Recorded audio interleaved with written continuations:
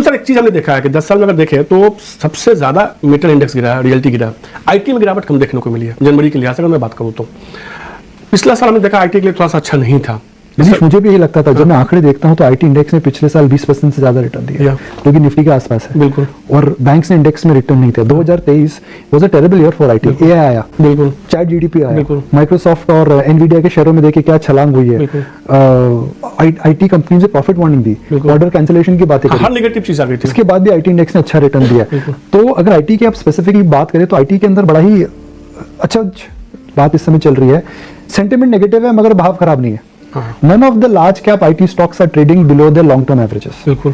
माहौल कितना खराब है। बिल्कुल। अगर मैं आईटी के बारे में बोलूंगा तो आप, अगर मैं बैंक से बोलूंगा तो आप क्या बोलेंगे? अच्छा। मैं आईटी बोलूंगा तो आप बोलेंगे अच्छा पता नहीं जी। थोड़ा सोच में हो जाएगा। उसके बावजूद प्राइसेस होते हैं। और मैं ब्रोकरेज की अगर बात करूं, चलिए ले में आते हैं, ले में आते फिर बात करेंगे। सबसे पहले बात कर रहे हैं निफ्टी टारगेट की। चलिए चर्चा बढ़ाते हैं आगे। कहां से चर्चा बढ़ाए? हमारा बात लंबी कर सकते हैं, कहां से चर्चा? बिल्कुल, इसमें मुझे चर्चा ये करनी है। एक तो आपने ये बताया कि ठीक है गिरावट जनवरी में तो आपको ध्यान देने की जरूरत है, संभल के रहने की जरूरत है।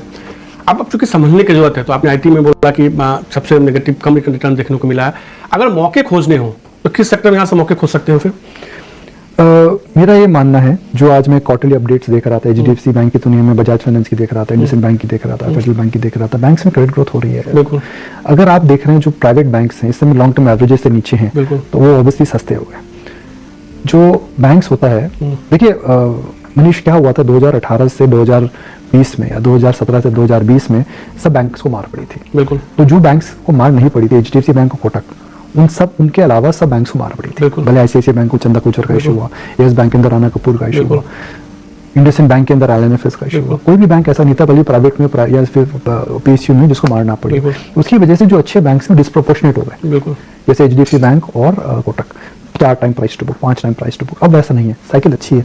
तो जब प्रीमियम आप इनका दे रहे थे वो खत्म हो गया। बिल्कुल। तो आप उससे अंडर परफॉर्म क्यों कर रहे हैं जी? आउट परफॉर्म कर रहे थे वो समझिए, तो अंडर परफॉर्मेंस का कारण अपने आप आपको समझ में आ जाएगा। ये मजर की वजह से नहीं है, क्योंकि अब देखिए मार्केट में हमेशा रिलेटिव और एब्सोल्यूट होता है। तो आप पहले रिलेटिव बेनिफिट कर रहे थे, अब एब्सोल्यूट दुनिया अच्छी है। तो बैंक्स मुझे लगता है अच्छे हैं।